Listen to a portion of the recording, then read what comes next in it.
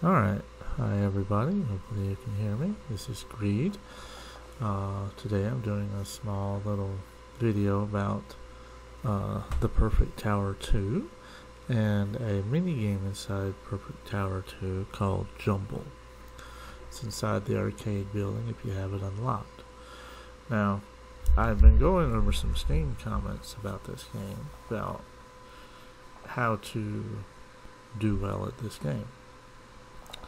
And I had some trouble with the game too, and one of the descriptions it was talking about is when you have the little snake active, if you count how many cubes are on it, if you count whichever item is at the end of the cube, like 8 items or 5 items in, whatever, then that will tell you what's going to land, alright, and then you just click the button. Alright, and I was like, man, that's really confusing. And it's kind of hard to keep track of it with doing this weird little spiral, zigzag, shooba-dooba-doo-doo-doo thing. Okay?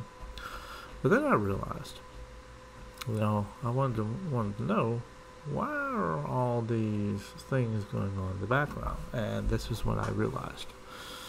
See, it's going to be hard to follow because the thing is actually moving. But let's say if I click the button right now, I get an arcade coin.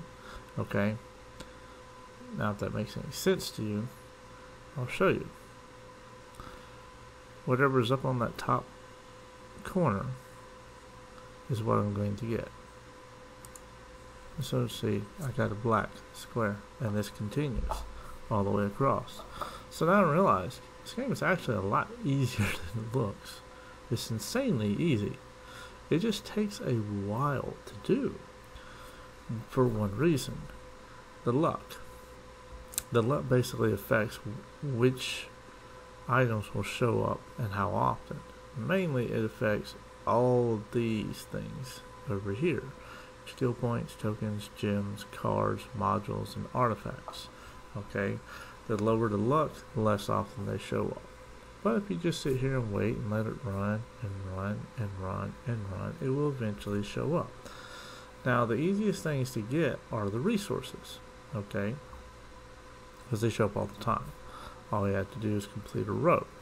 So then I realized, okay, the best strategy is just to focus on this top row. It's just the easiest to see, less BS in the way. Alright? And if I just focus on that top row, now I'm focused on that very second square, I just have to wait for another black square to show up, like that one. And then I just keep doing this all the way across. Damn it, I missed that one. It's a bit tedious.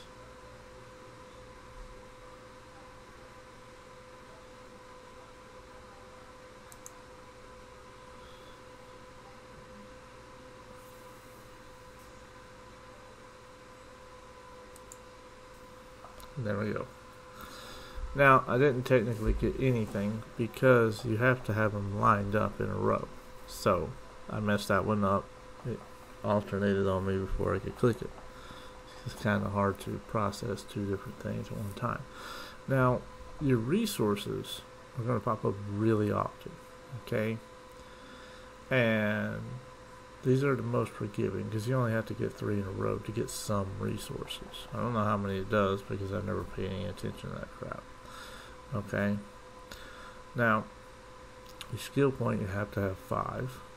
Your card you have to have 5. Your modules you have to have 5. And your artifacts you have to have 5.